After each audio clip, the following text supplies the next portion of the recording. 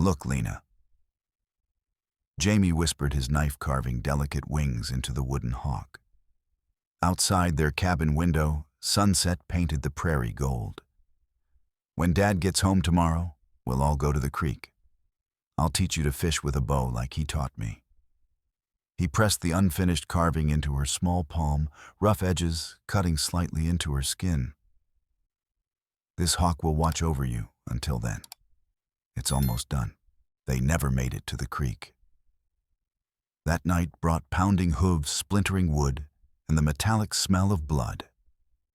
Jamie's gift, the wooden hawk pendant still incomplete, was clutched in her trembling hand as rough fingers dragged her from beneath the bed. Her brother's scream ended with a gunshot. Her mother's desperate prayers dissolved into the thundering darkness. Her last glimpse of home was flames devouring the cabin walls, a distorted silhouette of Jamie's body lying motionless on the blood-stained porch. The merciless sun beat down on Rattlesnake Gulch, a festering wound on the vast canvas of the American frontier. In the town square, 12-year-old Lena Murphy stood chained to a weathered post, her thin wrists rubbed raw and seeping crimson onto the parched dirt below. The cotton dress she wore, once white, now a patchwork of sweat, dirt, and dried blood, hung from her emaciated frame like a burial shroud. Her eyes, blue as cornflowers in another lifetime, stared vacantly past the crowd, focused on something no one else could see. Next up, we got ourselves a prime investment." The auctioneer bellowed, his voice slicing through the oppressive heat like a bullwhip.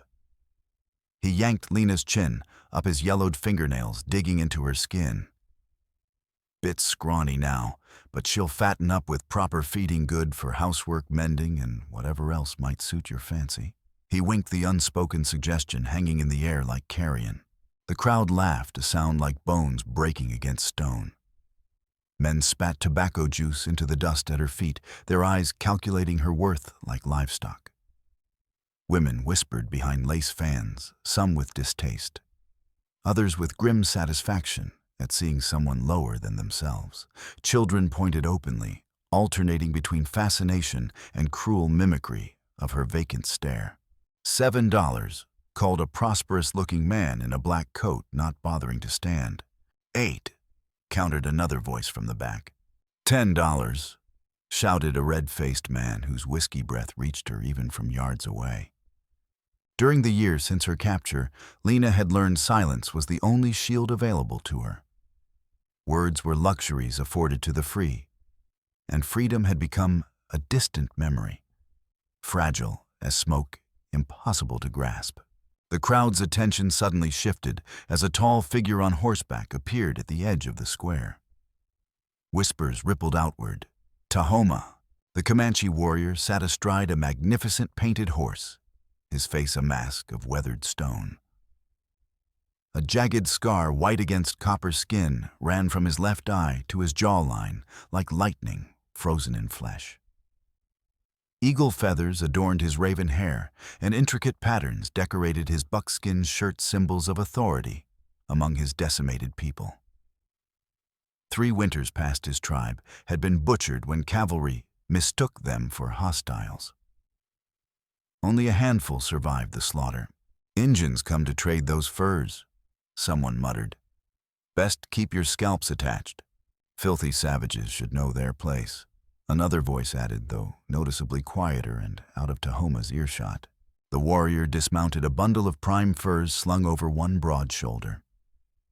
His path toward the trading post halted as his gaze locked with Lena's. Something electric passed between them, recognition not of face, but of soul. Both knew intimately what it meant to be deemed expendable by those who deemed themselves civilized. The auctioneer, momentarily distracted by this unexpected arrival, quickly recovered his patter. "Where was I? Yes, $12 for the girl. Do I hear 15 quality merchandise here, gentlemen?" 15. A deep voice announced, cutting through the murmurs. The crowd parted like water around stone as Tahoma approached the auction block, his moccasins making no sound against the packed dirt. The auctioneer swallowed hard, Adam's apple bobbing visibly as discomfort spread across his face. $15 from the gentleman, he stammered. Do I hear 16? Silence descended upon the crowd, heavy as a burial shroud. No one moved to outbid the Comanche warrior, not out of respect, but from shock and unease. 15 going once, 15 going twice. Sold to the Indian. The auctioneer banged his gavel with unseemly haste, clearly eager to conclude this uncomfortable transaction. Tahoma tossed a small leather pouch of coins onto the table without ceremony. The assistant moved to unchain Lena, causing her to flinch violently, her body conditioned to expect a blow rather than relief. When the chains fell away, she stared at her bloody wrists as though they belonged to someone else. "Come," Tahoma said, simply, not touching her, but gesturing toward his horse. A burly man with a deputy's badge stepped forward, hand hovering near the pistol at his hip. "Now wait just a minute, Injun. You can't take a white girl like that. Ain't proper." "I paid," Tahoma replied, each word measured like ammunition. "She comes with me." "The law says—" The deputy began puffing out his chest. "Now what law?" Tahoma's voice dropped dangerously low, becoming something ancient and predatory. "Your law that sells children." The challenge hung in the air, like the promise of bloodshed. The deputy hesitated, glancing around for support, then reluctantly stepped aside, muttering obscenities under his breath. As Tahoma helped Lena onto his horse, a voice called out from the back of the dispersing crowd. It belonged to a well-dressed man with cold eyes who had observed the entire proceeding without bidding. "Sleep with one eye open, Redskin. That girl has particular value to certain interested parties. What's taken can always be taken back." Tahoma's expression never changed, but his hand moved imperceptibly closer to the knife at his belt. Without acknowledging the threat, he mounted behind Lena and guided his horse out of Rattlesnake Gulch, leaving behind a buzz of shocked conversations and dark mutterings. They rode for hours, climbing steadily into rugged foothills where pine trees whispered secrets the settlers would never understand. Lena sat rigid throughout the journey, expecting new horrors at their destination.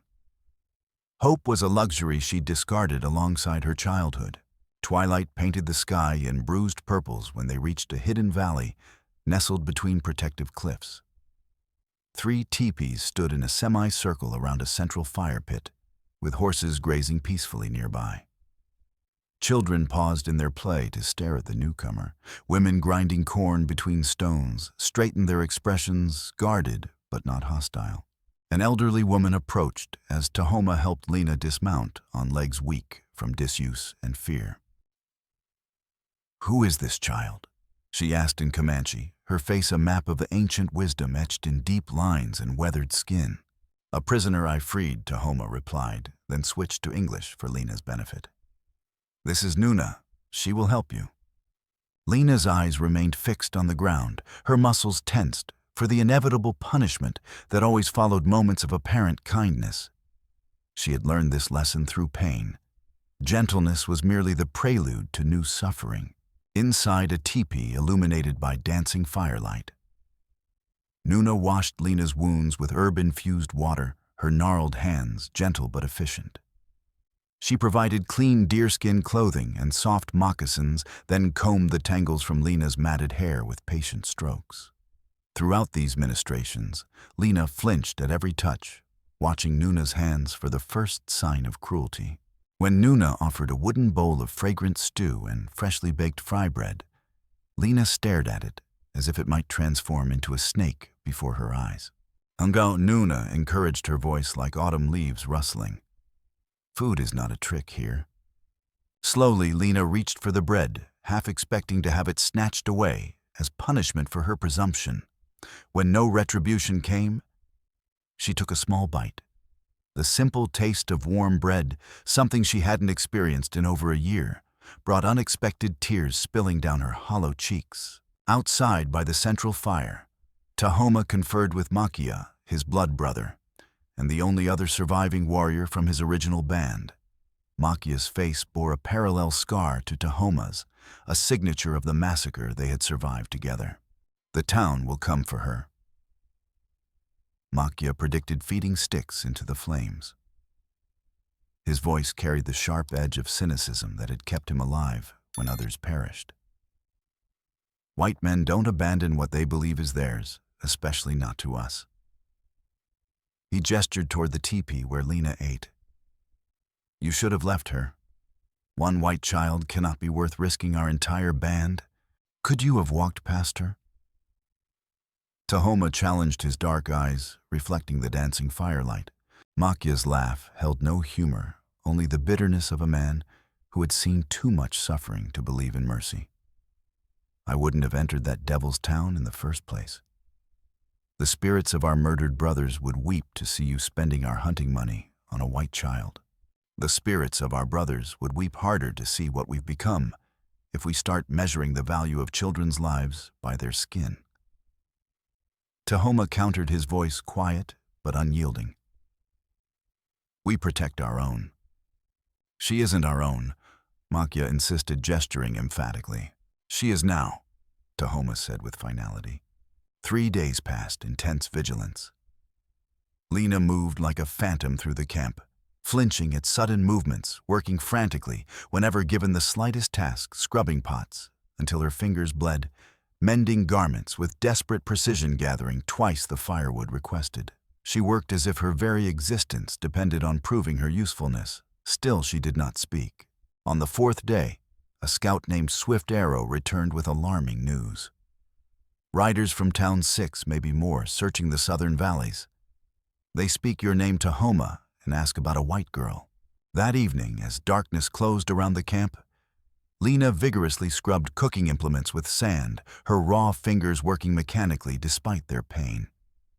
Tahoma approached and sat nearby deliberately, keeping comfortable distance between them. You are not a slave here, he said quietly, observing her frantic labor.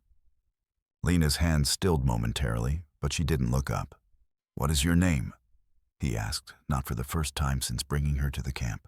After a painfully long silence, her voice emerged rusty from disuse, barely audible above the evening breeze.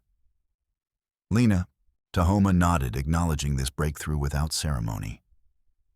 Lena. I am Tahoma. Why did you buy me? The question held accusation and deep suspicion. I didn't buy you, he corrected gently. I paid to free you. Her eyes finally met his, narrowed with distrust, forged in betrayal. Nobody does something for nothing. My people know what it is to be treated as property. Tahoma replied, the scar on his face seeming to deepen in the fading light. I could not watch it happen to a child and do nothing. A warning call interrupted their exchange. 4 riders approached the camp's perimeter, rifles glinting in the last rays of sunset. Tahoma was instantly alert, knife in hand, motioning for Lena to move behind him. That's far enough, he called as the riders came within speaking distance. The lead rider raised his hand in a gesture of apparent peace. A sheriff's badge gleamed on his vest. We ain't looking for trouble, Chief. Just came to check on the girl. She is well. Tahoma replied, his voice cold as mountain snow. You may leave now. See, that's not how this works. The sheriff said, his forced geniality slipping like a poorly fitted mask. Got folks in town mighty concerned about a white girl living among Indians. Not natural, they say. The concern of people who sold her is worth nothing, Tahoma stated flatly. Another rider spat a stream of tobacco juice into the dirt. Injun's got quite a mouth on him, Sheriff. Look here. The sheriff continued, ignoring his companion. We just need to make sure she's here of her own free will. Let her come back to town with us, tell the judge she's all right, then she can come back if that's what she wants. His tone betrayed the lie. She stays, Tahoma said, immovable as the mountains themselves. The sheriff's friendly demeanor vanished entirely. Don't make this difficult. We got the law on our side. Your law, Tahoma said, emphasizing the distinction, not mine. Tension crackled between them like lightning until another rider grew impatient. Let's just burn 'em out, Sheriff. Teach these savages a lesson about stealing white property. Not today. The sheriff snapped, though his eyes suggested he wasn't opposed to the idea in principle. He turned back to Tahoma. "This isn't over. That girl belongs with her own kind." As the riders wheeled their horses to depart, the last one called out, "Ahunk, sleep light engine." Accidents happen in these hills. Tahoma remained standing until the riders disappeared from sight, then turned to find Lena standing just behind him, her face pale but determined in the gathering twilight. "They'll come back," she whispered, clutching the wooden hawk pendant that hung from a leather cord around her neck, the last connection to her brother and her former life. "Yes," Tahoma agreed, noting how she unconsciously touched the carving. "But we will be ready." That night, Lena's screams woke the camp. Nuna rushed to find her thrashing against invisible enemies, fighting phantoms from her past. When she finally woke, gasping and wild-eyed, Nuna kept a respectful distance. "You're safe." She soothed, her voice steady and warm. Lena's breathing gradually steadied, recognition returning to her eyes. "I'm sorry," she whispered. "No apologies needed for nightmares," Nuna replied. "They are the mind's way of fighting battles that the body could not win at the time." In the soft glow of dying embers, Lena's carefully constructed walls crumbled like sand. "They killed my brother," she whispered, her voice breaking on each word. "Jamie tried to protect me when they came. Father was away hunting. They shot Jamie and took me. Took Mother too, but we got separated." She fingered the crude wooden hawk pendant. "Jamie was carving this for me when they came. He said it would protect me." "Perhaps it has," Nuna suggested. "You are here now, not there." The raiders struck 3 nights later, attacking just before dawn, when sleep lies heaviest on human consciousness. 5 men crept between the teepees, moving with practiced silence. They might have succeeded if not for Tahoma's precautions, a perimeter of nearly invisible threads strung with small bones that whispered warning when disturbed. The faint rattling alerted the sentries. The camp erupted into coordinated defense. Warriors emerged from sleep into battle readiness with fluid grace. 2 raiders fell immediately to well-aimed arrows. A third took a knife wound to the shoulder. The remaining invaders fled into the pre-dawn darkness, one limping heavily from a leg wound. As the camp recovered from the brief but violent clash, they discovered nothing had been stolen except one item, Lena's carved wooden hawk, taken from around her neck as she slept. "Why would they take that?" Lena asked, tears of fury rather than fear filling her eyes. "It was worthless to anyone but me." "To hurt you," Tahoma explained grimly. "To show they could reach you even here." Something hardened in Lena that morning, a transformation visible in her stance and the set of her jaw.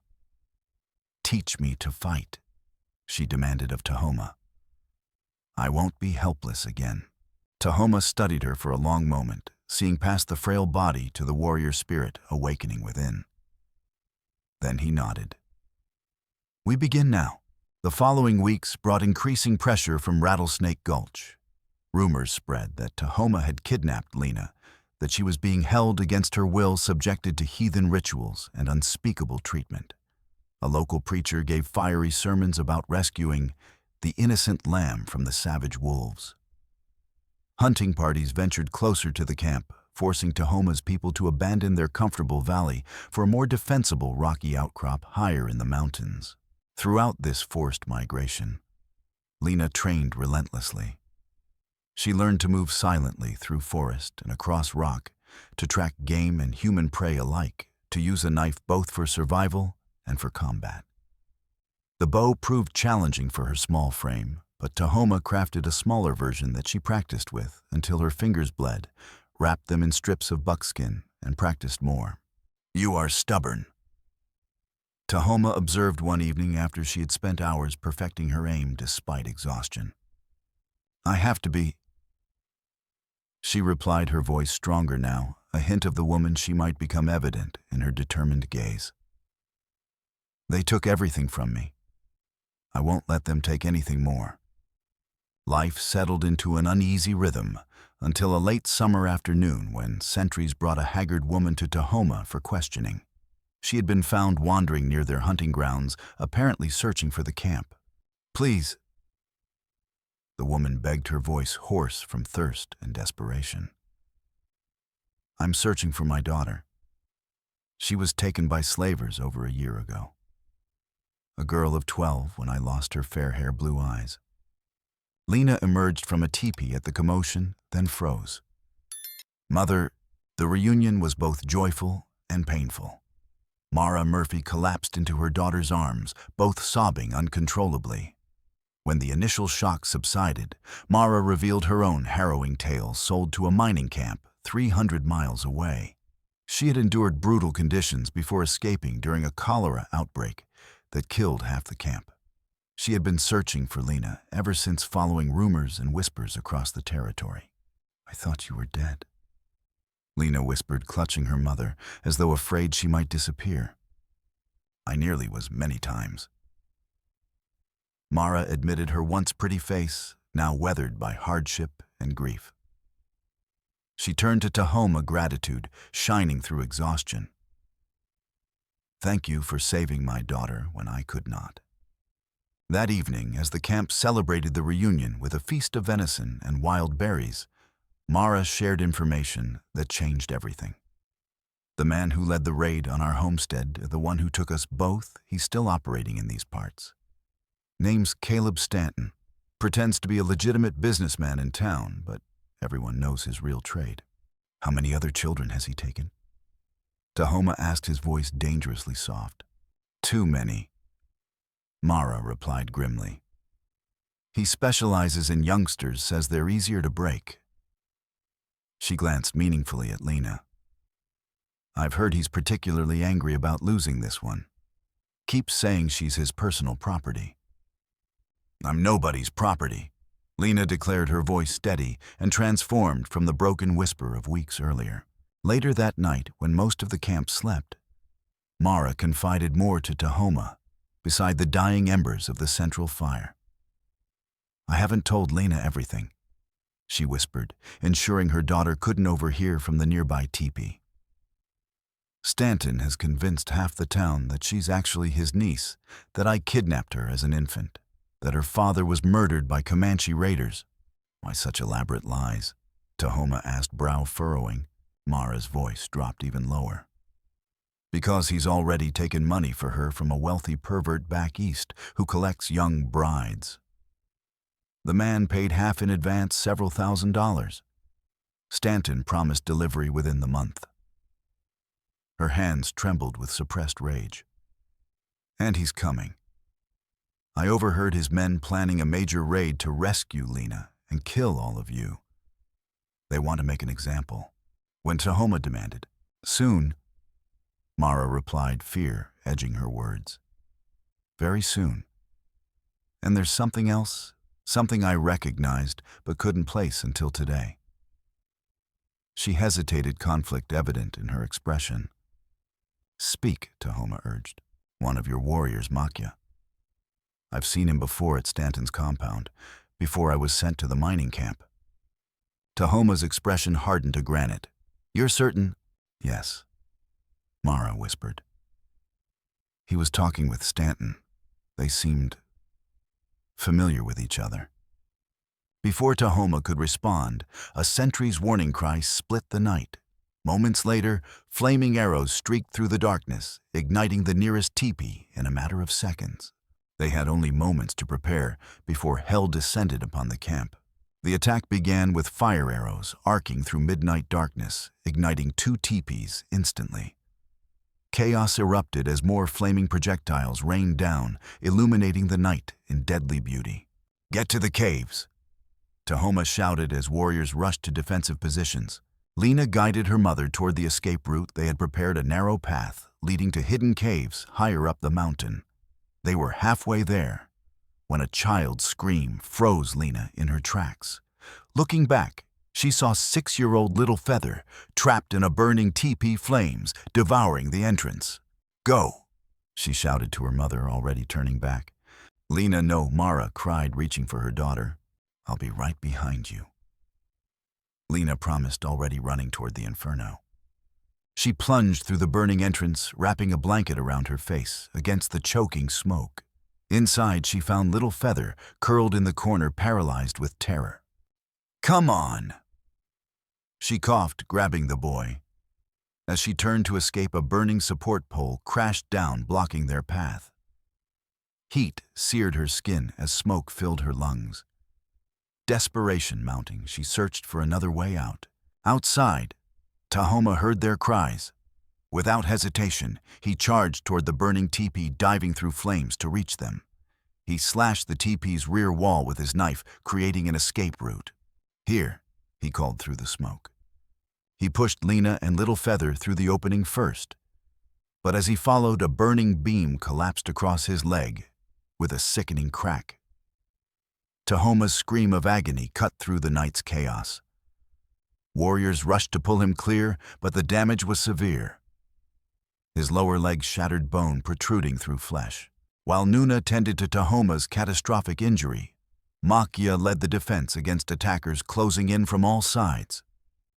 Rifles cracked in the darkness, arrows whispered deadly paths in response. The defenders fought with the desperation of those protecting not just their lives, but their very existence. Lena refused to flee to the caves, instead grabbing her small bow and joining the warriors. Her first arrow struck an attacker in the shoulder. Her second forced another to seek cover behind a boulder. "Enough!" A thunderous voice cut through the din of battle. A large man on horseback emerged from the shadows, flanked by armed riders. Caleb Stanton projected authority in his expensive clothes and carefully trimmed beard. His eyes, cold as a snake's, surveyed the chaos with satisfaction. Beside him rode another man in clerical garb, clutching a Bible in one hand and official-looking papers in the other. "I've come for what's mine," Stanton announced imperiously. "Hand over my niece, and the rest of you savages may live to see tomorrow." Lena stepped forward from behind a defensive position, arrow knocked despite her trembling arms. "I'm not your niece, you murdering bastard." "Such language," Stanton chided with mock disappointment. "Is that any way to speak to family? After all this time searching for you, this is my welcome." He turned to the man beside him. "Preacher, show them the documents." The preacher held up the papers. "These legal documents confirm that Eleanor Stanton, kidnapped as an infant by the fugitive Mara Murphy, is the rightful ward of her uncle Caleb Stanton. Any persons harboring her are guilty of kidnapping and subject to immediate execution under territorial law." "It's all lies," Mara shouted, stepping forward despite the danger. "He killed my husband. He tried to sell my daughter." "Poor, deluded woman," Stanton said with false sympathy. "Always was unstable." He addressed the armed men surrounding the camp. "Remember, the woman is unbalanced, but not to be harmed if possible. My niece must be taken alive and unharmed." Tahoma, propped against a rock despite his grievous injury, aimed a rifle with unwavering precision. "You will not take her," he stated flatly, pain evident in every syllable, but his aim steady. "You have no say in this, savage," Stanton sneered. "The girl is white. She belongs with her own kind." "I know what kind you are," Lena called out, her voice carrying surprising strength. "And I'd rather die than go with you." Thunder rolled ominously as storm clouds gathered, casting an even darker pall over the grim scene. The preacher stepped forward, Bible held high. "In the name of Christian charity, I implore everyone to lay down arms. Let us resolve this peacefully." "There can be no peace with men who sell children," Tahoma replied. "Blasphemous accusations," the preacher spluttered. "Mr. Stanton is a respected businessman." "Haugernight, you've taken his blood money often enough," Jenkins, Mara accused. "I saw you at his compound blessing his shipments of human flesh." Something in her accusation struck home. The preacher's righteous facade faltered momentarily before he recovered. More delusions from a disturbed mind. he insisted, but with less conviction. Stanton, tiring of the exchange, signaled his men. Two edged closer to Lena's position, while others took aim at the most threatening defenders.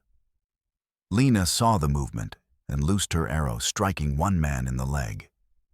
Instantly, chaos erupted again as both sides exchanged fire. In the confusion, Stanton dismounted and worked his way around the perimeter, pistol drawn clearly, intent on capturing Lena personally, while his men provided covering fire. She searched frantically for her mother, amidst the smoke and gunfire, losing track of her in the chaos. Lightning cracked overhead, momentarily, illuminating the entire battlefield in harsh white light. In that frozen instant, Lena spotted the preacher approaching her mother from behind the Bible, replaced by a gleaming knife. "Mother, behind you," she screamed. Mara turned just as the preacher lunged. She deflected his arm but took a glancing cut to her shoulder before Makia's arrow found the preacher's chest, dropping him to the ground. Something was wrong. Lena's tactical training from Tahoma immediately recognized the pattern. Makia's arrow had come from an angle impossible for his known position. In fact, he seemed to be moving closer to Stanton, not engaging him as an enemy. Before she could process this realization, she found herself retreating from advancing attackers, backing toward a sheer rock face. She reached for another arrow, finding her quiver empty. Drawing her knife, she prepared to sell her freedom as dearly as possible. Suddenly, Stanton himself appeared before her, blocking any path to escape. "End of the line, girl," he growled, leveling his pistol at her chest. "You've caused me enough trouble. That rich bastard in Boston already paid half the money for you. Dead or alive, I'm collecting the rest." "You killed my brother," she accused, voice steady despite her racing heart. "That little runt." Stanton laughed cruelly. "Hardly worth the bullet. Should have just sold him too, but he wouldn't stop fighting." "Neither will I," Lena promised and lunged forward. Stanton fired, but the rain-slicked ground caused his foot to slip just as he pulled the trigger. The bullet grazed Lena's arm instead of striking her heart. Her knife found flesh, slicing deep across his forearm and causing him to drop his pistol with a howl of pain and fury. "You little bitch," he snarled, backhanding her with such force that she slammed against the rock face, momentarily dazed. Stanton drew a second, smaller pistol from his boot and aimed squarely at Lena's face. Your value just dropped to 0. The shot that rang out didn't come from Stanton's pistol. It came from behind him, where Tahoma had dragged himself across the bloody ground, his shattered leg leaving a trail of gore, to fire his last bullet into Stanton's back. Stanton staggered forward, shock registering on his face, before he toppled face first into the mud. He wasn't dead, but the bullet had found his spine and his legs no longer responded to his commands. "Kill her," he screamed to his men from where he lay paralyzed. "Kill them all." But the tide had turned.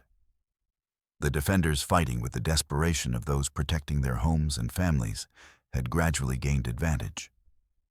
Several of Stanton's hired guns, seeing their employer fallen and their odds diminishing, began retreating into the night.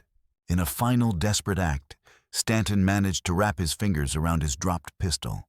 Before he could raise it, Lena stepped on his wrist and wrenched the weapon from his grasp.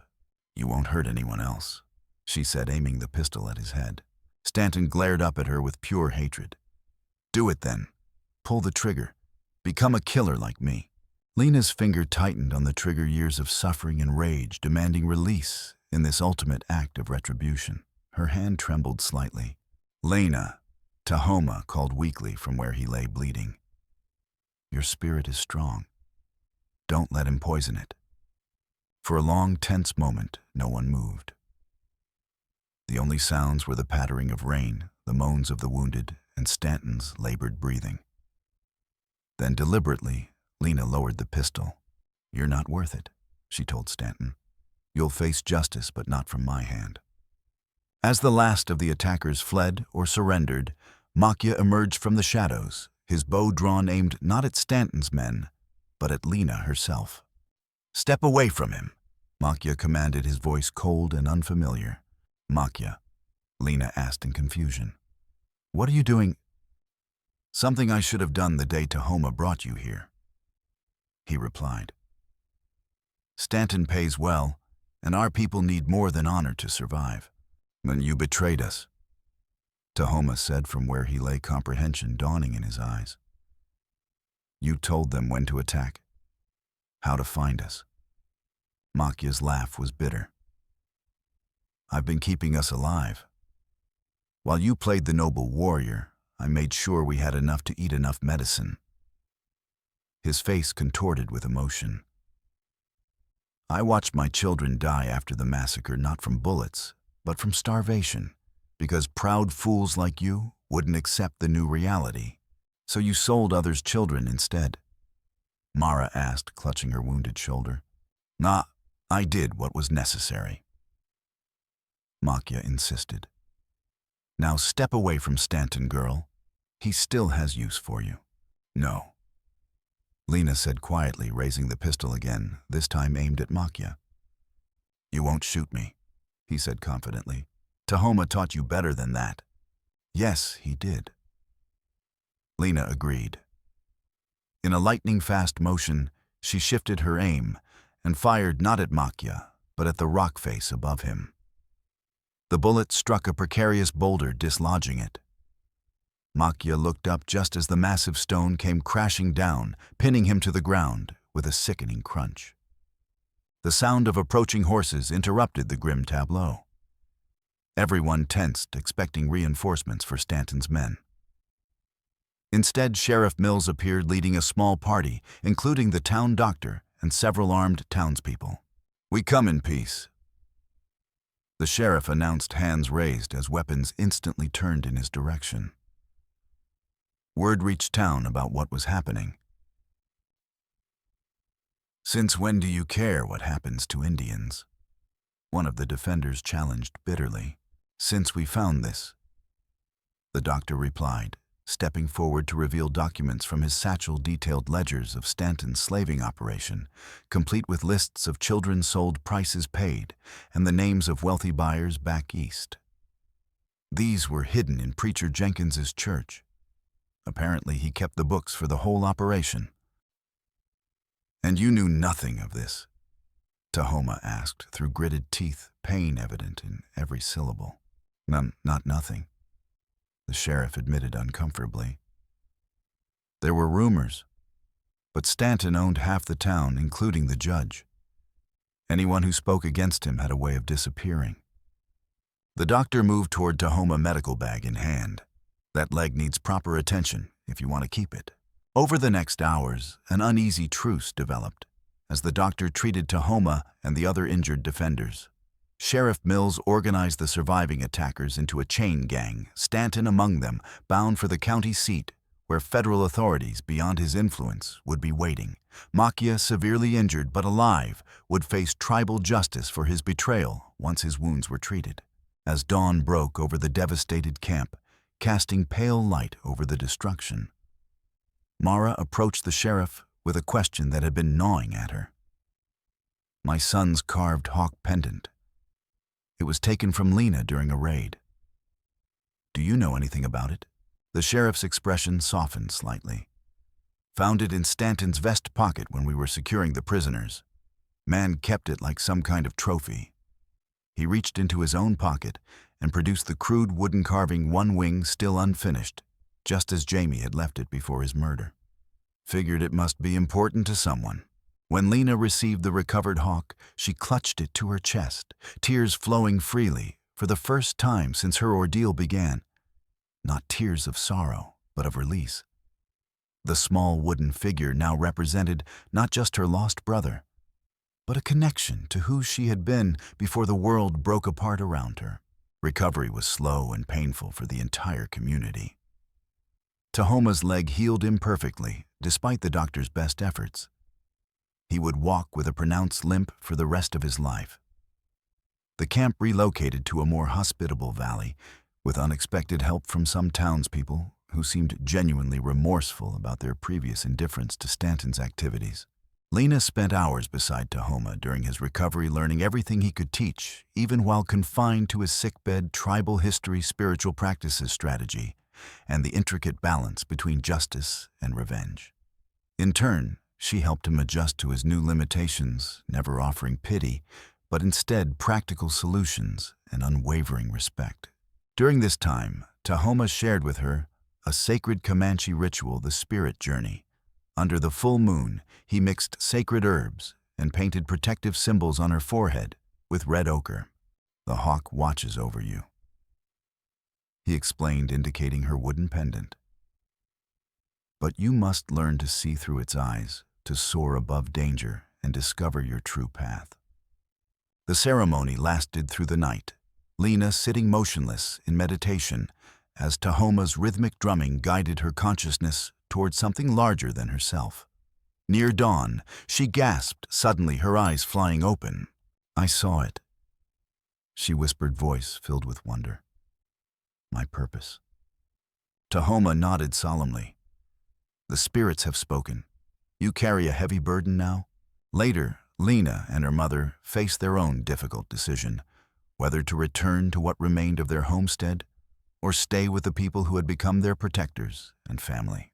"I want to stay," Lena told her mother one evening as they sat outside their newly constructed teepee. "I have nothing to go back to." Mara stroked her daughter's hair, now grown long and often braided in the Comanche style. "Are you sure there might be a chance for us to start again somewhere else, among our own people?" Lena looked around the camp at Nuna, teaching young girls to weave at Little Feather, practicing with a toy bow at Tahoma, instructing older boys in the ways of tracking despite his injured leg. "These are my people now," she said simply, her fingers unconsciously touching the wooden hawk pendant. Mara studied her daughter's face, no longer that of a frightened child, but of a young woman growing into her strength. "Then they are my people too." 5 years passed. The small mixed community of native people and a few white families who had joined them thrived in their hidden valley. They traded furs and crafts with passing merchants, but maintained cautious distance from the outside world that had shown them little mercy. Lena, now 17, had transformed into a formidable young woman, expert tracker and hunter, under Tahoma's continued tutelage, healer, trained by Nuna, possessing her mother's unbreakable resilience. The wooden hawk, carefully preserved and now inlaid with protective silver, remained always at her throat. Word reached them occasionally of the wider world of Stanton's execution for his crimes of changing territorial laws, of increasing tensions between settlers and native tribes elsewhere. But their valley remained relatively untouched by these distant concerns, until one autumn morning when a rider approached their camp, carrying news that would alter Lena's path forever.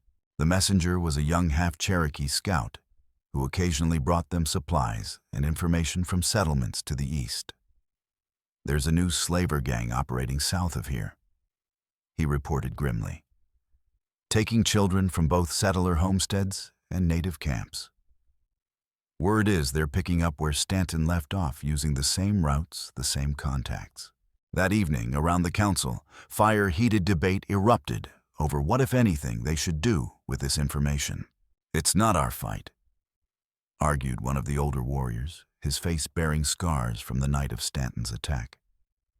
"We have our own people to protect. All children are our people." Nuna countered, her ancient voice carrying surprising strength. "The Great Spirit does not recognize the boundaries men draw between themselves." Tahoma, now the unquestioned leader of their band, despite his physical limitations, remained silent until all had spoken. Then he turned to Lena. "What do you think, Sparrow?"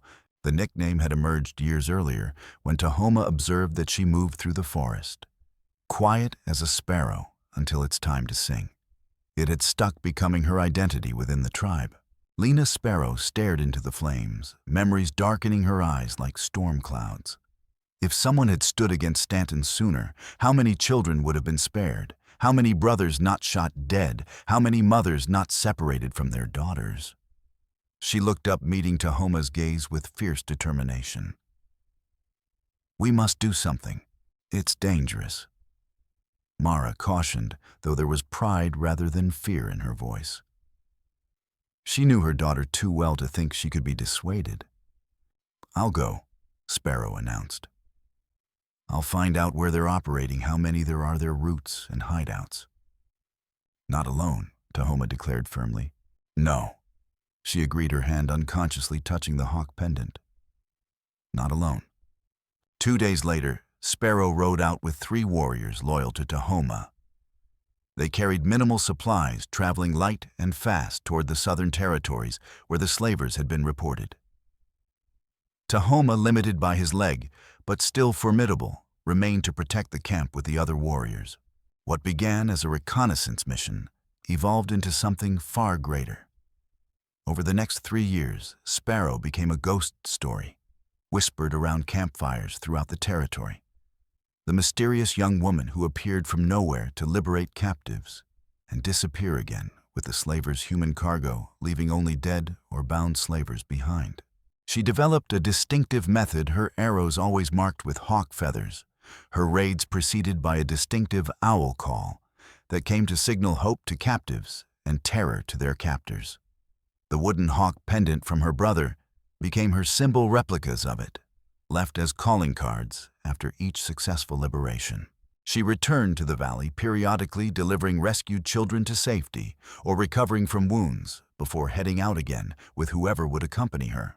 Most of the rescued eventually moved on to other settlements or were reunited with their families, but some, those with nowhere else to go, remained, adding to their growing community. Sparrow's reputation spread like wildfire.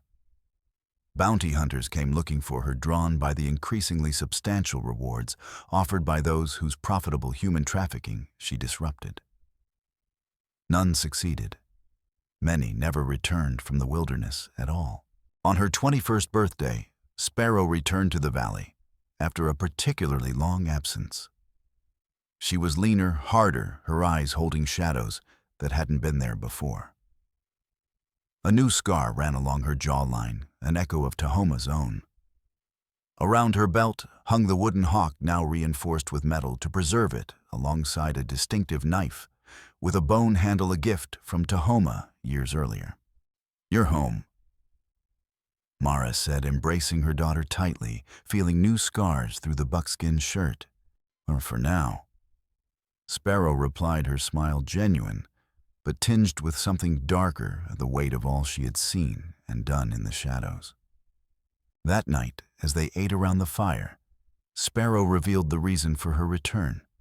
"I found something, someone you should meet." She whistled sharply, and a figure emerged from the shadows beyond the firelight. It was a tall man, broad-shouldered with the bearing of a soldier, but dressed in civilian clothes. His face was weathered by sun and experience, his eyes cautious but direct as he surveyed the gathered community. "This is Captain James Reed." Sparrow introduced him. Formerly of the Union Army, now a federal marshal. Tahoma rose, slowly leaning on his intricately carved walking stick. "What brings a federal marshal to our fire?" Reed stepped forward respectfully.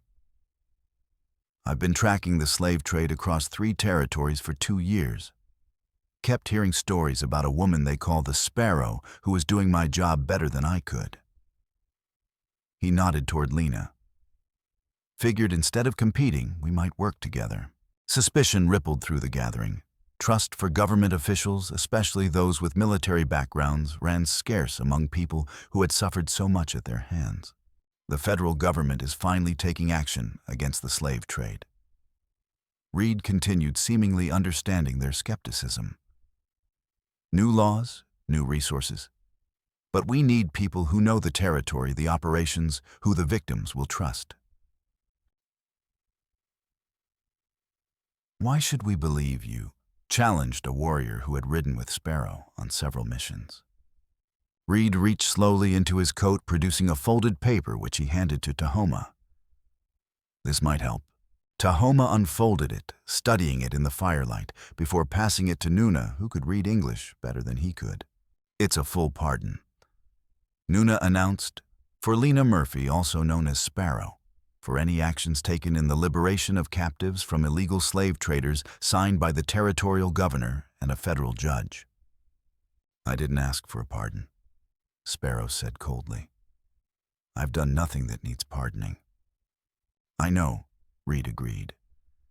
But it protects you from bounty hunters claiming to act with legal authority.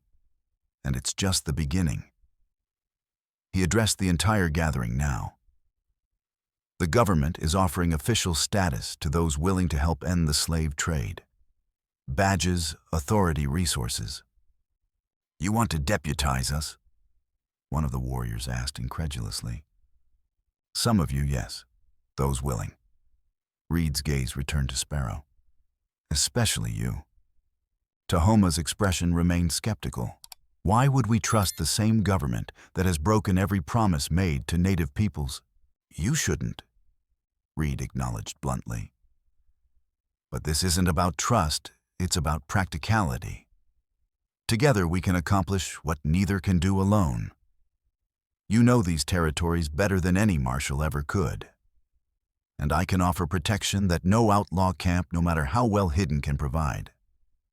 Debate continued late into the night with opinions sharply divided. When most had finally retired to their lodges, Sparrow walked with Tahoma along the creek that bordered their camp. What should I do?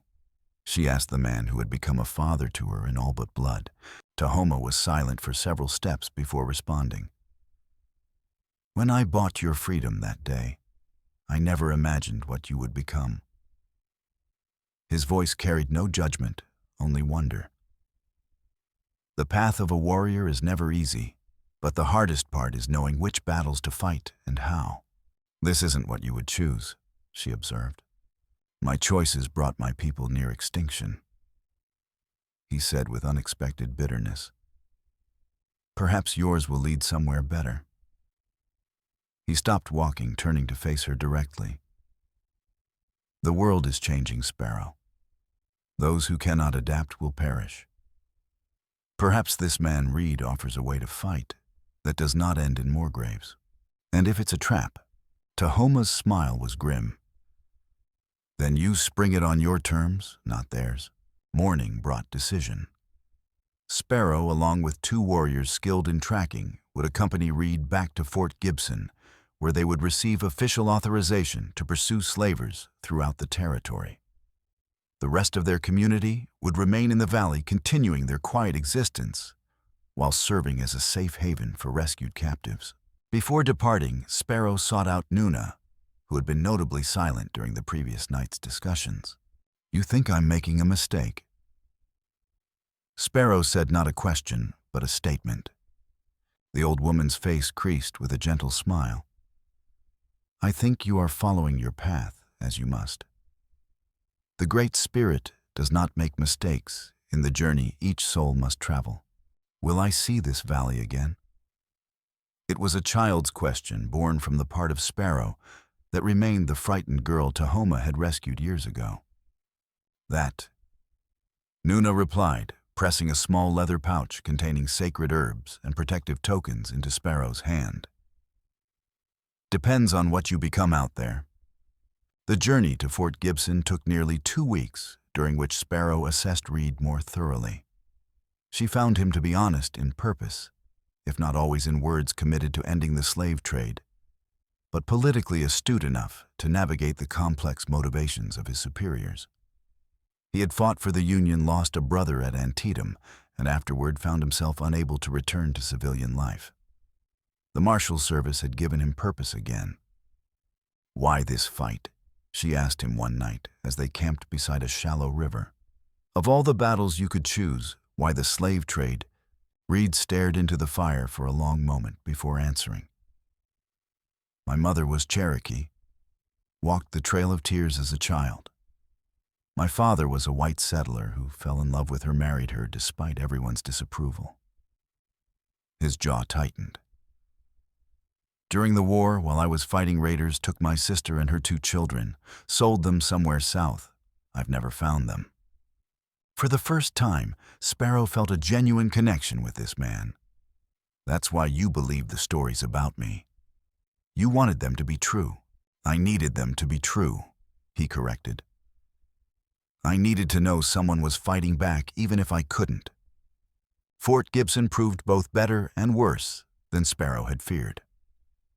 The commanding officer, Colonel Harrington, was transparently skeptical of employing savages and a woman in what he considered legitimate government work.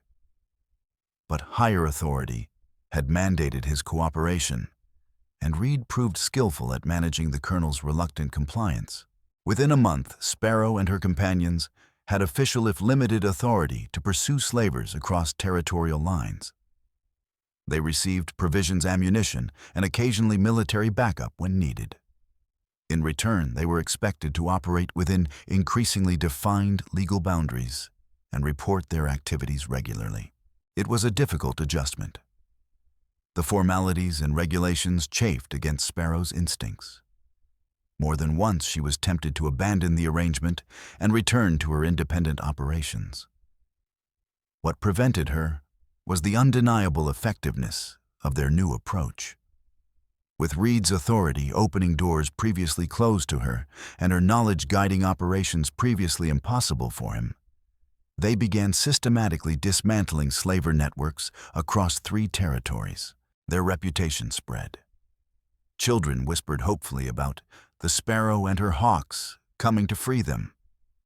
Slavers grew increasingly desperate, their profits strangled, their operations exposed. They placed ever larger bounties on Sparrow's head, drawing dangerous men from across the country. One such man very nearly succeeded where others had failed. Intelligence suggested at least 15 captives. Mostly children were being held at a remote compound for imminent transport east. Sparrow, Reed, and a small detachment of soldiers approached under cover of darkness. The information proved accurate, but incomplete. The slaver force was twice what they'd expected, and they were well prepared for an attack. The ensuing battle was brutal.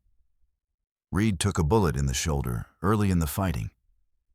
The soldiers accompanying them were pinned down by sniper fire from the surrounding ridges. Sparrow managed to reach the barn where the captives were imprisoned, only to find herself trapped inside when the slavers set the structure ablaze. As smoke filled the barn and flames licked up the walls, Sparrow frantically worked to free the captives, mostly children chained in groups to heavy iron rings bolted to the floor. She had released the 3rd group when a massive figure stepped through the thickening smoke, a scarred man with a butcher's build and cold, dead eyes. "The famous Sparrow," he said, his voice incongruously gentle. "You've cost a lot of people a lot of money." Sparrow raised her knife, positioning herself between the bounty hunter and the remaining children. "Let them go. Your quarrel is with me. Business is business," the man replied with a small shrug. "These merchandise already sold. You're just bonus." He drew a wicked Bowie knife, though they did say dead or alive. What followed was a desperate struggle in the burning barn. Sparrow was quick-skilled, determined, but the bounty hunter was enormously strong and seemingly impervious to pain. When she slashed his arm, he merely smiled. When she drove her knife into his side, he laughed and backhanded her with such force that she slammed against a support beam, momentarily stunned.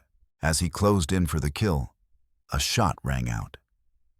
The bounty hunter staggered, a look of mild surprise on his face as blood blossomed from his chest. He turned to see one of the freed children, a boy no more than 10, holding Sparrow's dropped pistol in shaking hands. "You little—" the bounty hunter began, but never finished, as 2 more shots struck him, these from outside the barn, where Reed had dragged himself into position despite his wounded shoulder. The bounty hunter collapsed, his dead eyes finally matching his spirit. Sparrow wasted no time in freeing the remaining children, leading them through the flames, just as the barn's roof began to collapse. Outside, the tide had turned. A cavalry detachment had arrived, responding to Reed's foresight in requesting backup before the raid. As medics tended the wounded, Reed approached Sparrow, his arm in a crude sling. "That was too close," he said, watching as the children were given blankets and food. Sparrow nodded, still catching her breath, soot streaking her face. He wasn't an ordinary bounty hunter. "No," Reed agreed grimly. Former plantation overseer, specialized in recapturing runaways before the war, They call him the Butcher. Called. Sparrow corrected, watching as soldiers loaded the man's massive corpse onto a wagon. Reed studied her face. You're reconsidering our arrangement. It wasn't a question, so Sparrow didn't treat it as one. This is escalating.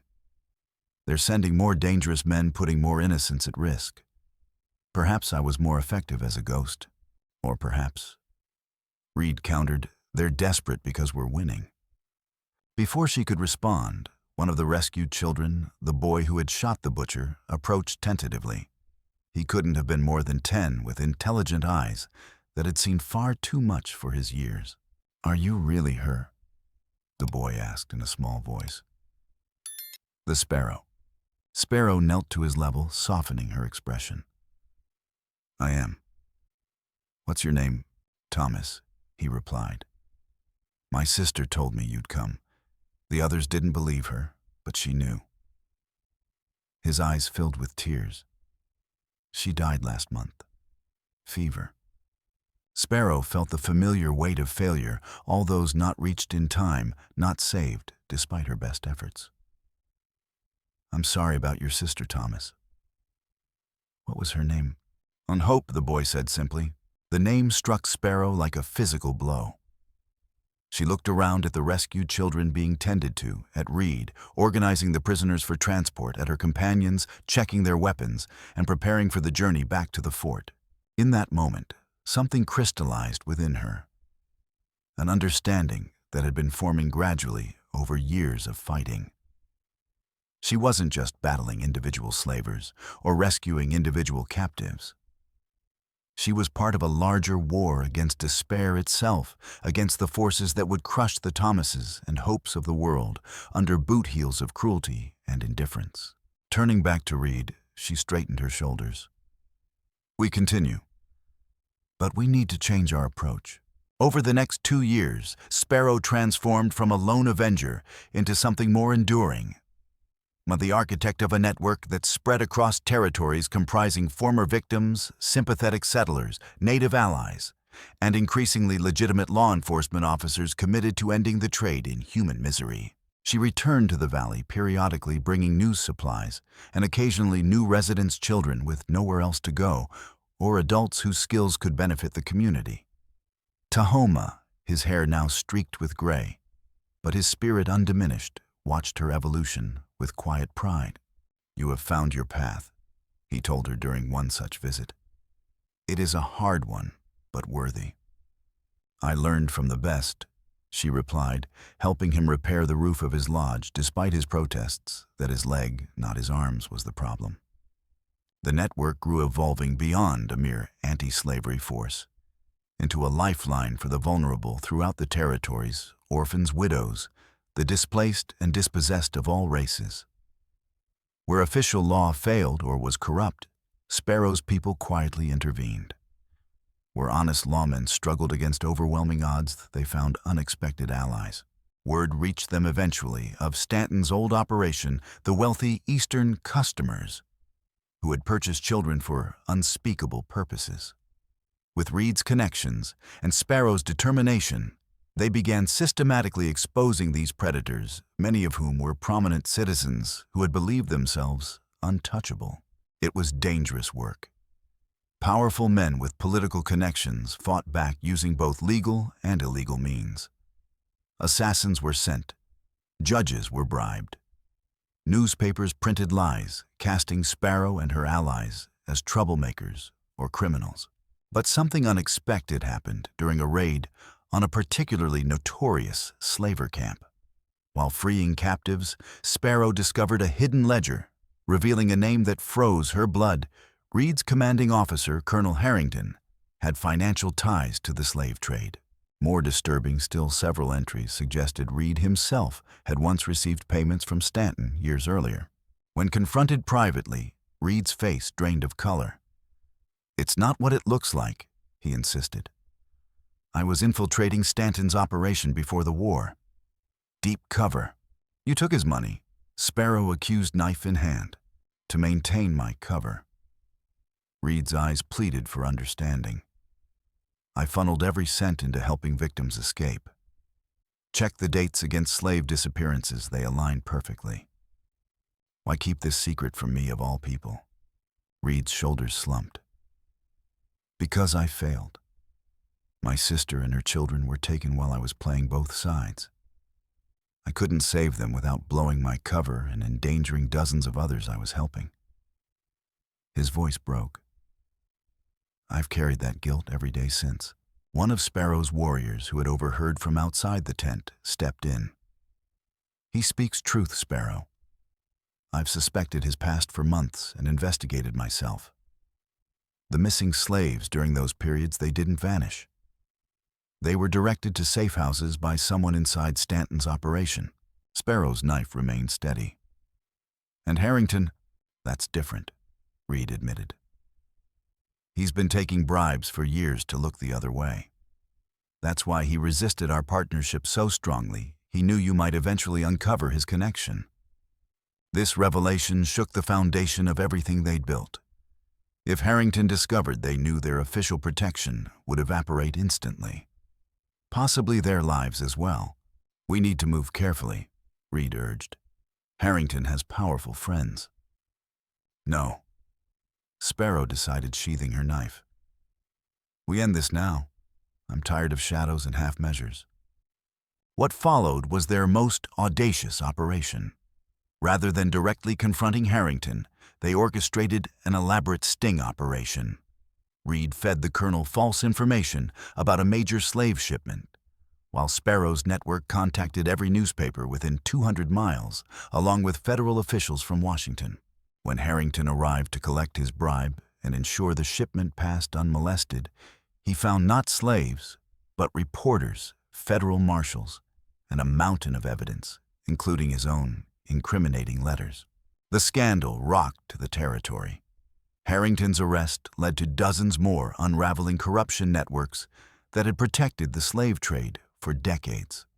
For the first time, Sparrow allowed herself to be photographed alongside Reed and the other members of their team, a public declaration that they would no longer hide in shadows. 7 years after Tahoma had paid $15 to free a terrified girl from a slave post, Sparrow rode into Rattlesnake Gulch once more.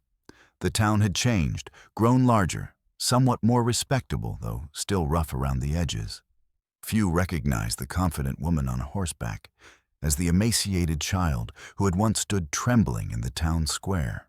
She dismounted outside the sheriff's office, where Reed, now regional marshal with authority over 5 counties, waited with official papers. "Are you sure about this?" he asked quietly as she approached. Their relationship had evolved over the years into something beyond professional partnership. Not quite romance, but a deep bond forged in shared purpose and hard-won trust. "Completely," she replied. Inside, the mayor, town council, and several prominent citizens had gathered expressions ranging from curious to hostile.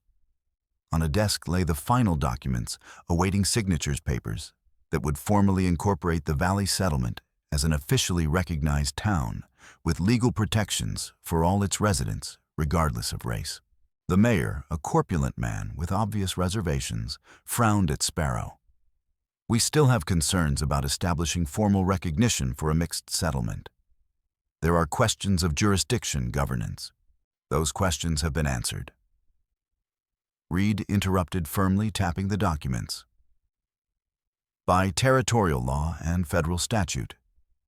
Unless you'd like to explain to the governor why you're obstructing his explicit directive." The mayor's face reddened, but he reached for the pen. When the signing was complete, Reed addressed the assembled officials. "Gentlemen, I have the honor to introduce you to the duly appointed Justice of the Peace for the newly incorporated township of Haven Valley, Ms. Lena Murphy, also known by some as Sparrow." The shock that rippled through the room was precisely what Sparrow had anticipated. A woman, and one with her reputation given judicial authority, was unprecedented. "No, this is absurd," one councilman sputtered. "She can't possibly—" "Her appointment comes directly from the territorial governor," Reed stated flatly. "With federal approval, unless you'd care to challenge his authority as well." As the officials filed out, muttering among themselves, The last person in the room paused, an elderly shopkeeper studying Sparrow's face. "I remember you," he said slowly. "You were that skinny little thing they had on the block, the one the Indian bought." He shook his head in wonder. Never would have believed it. "Belief," Sparrow replied evenly, "is less important than truth." That evening, as she and Reed rode toward the valley, she felt a weight lifting, not the weight of her mission, which would continue, but the weight of operating always on the margins, always as an outsider to the systems of power that shaped people's lives. "It won't be easy," Reed cautioned. "They'll challenge your authority at every turn. Let them try." She answered the wooden hawk still hanging at her belt, a reminder of how far she had come and why she had made the journey. 3 years later, a stagecoach rattled into Haven Valley, now a thriving community, where Tahoma's people and various settlers lived in carefully maintained harmony. The coach carried a journalist from a prominent Eastern newspaper, sent to investigate rumors of the unusual frontier settlement and its even more unusual justice of the peace. He found Sparrow in the simple building that served as courthouse, school, and community meeting place, where she was adjudicating a land dispute between 2 farmers, one white, one Cherokee. Her reputation for strict fairness had spread beyond the valley, bringing people from surrounding areas to seek her judgment rather than risk the often corrupt or prejudiced courts elsewhere. After the case concluded with a compromise that left neither party entirely satisfied, but both accepting the verdict as just, the journalist introduced himself and requested an interview for his paper. "Why?" Sparrow asked directly. "What interest does New York have in our small community? Stories of your unique background have generated considerable curiosity." He explained. "A former slave who became a legendary rescuer of captives, now an officially recognized justice. It's quite remarkable." Sparrow considered for a moment, then nodded toward the door. "Walk with me." She led him through the settlement, where children of multiple races played together, where a former slave worked as the community's blacksmith, where Nuna, now very elderly, but still sharp, taught traditional medicine, alongside the young doctor who had established practice there.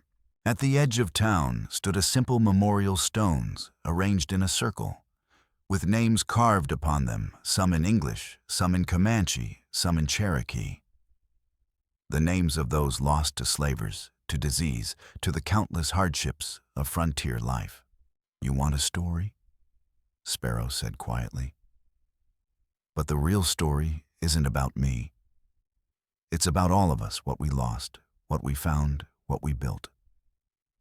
She touched the wooden hawk at her belt, now worn smooth by years of handling.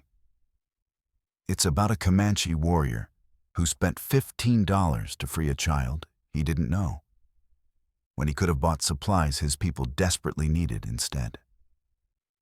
It's about an old woman who taught that child to heal rather than just survive.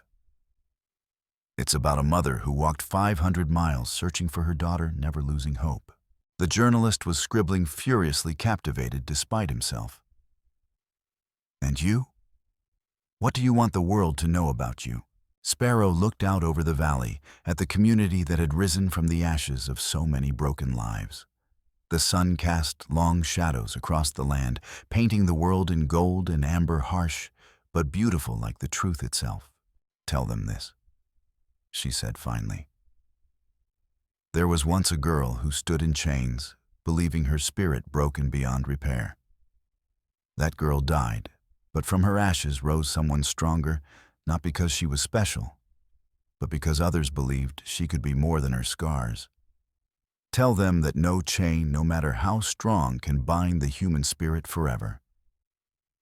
And tell them that justice, real justice, isn't found in courtrooms or law books, but in the courage to stand and say, 'No more,' even when every power in the world tells you to accept things as they are."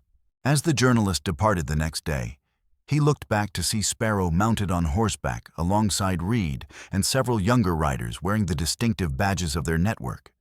With them was a young boy, perhaps 12, holding a small wooden hawk pendant identical to Sparrow's own.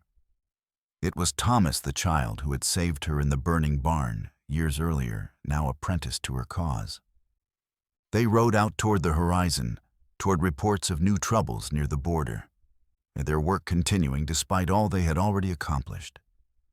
The wooden hawk still hung at her belt, weathered by time, but enduring like hope itself, surviving against all odds in a harsh but beautiful world that, despite everything, remained worth fighting for. The story published in the Eastern newspaper would indeed shock the town that had once sold Lena Murphy like cattle, and many other towns besides. But more importantly, would inspire others to follow the path she had blazed, to challenge the injustices in their own communities, to believe in the possibility of transformation. For Lena Murphy, the girl who became Sparrow, who became a legend, who became justice itself, the greatest victory was not in battles won or even lives saved, but in proving that the human spirit, once freed, could soar beyond the limitations others would impose upon it. And in that freedom lay the promise of a better world, built not through grand pronouncements or political maneuvering, but one rescued child, one healed wound, one act of courage at a time.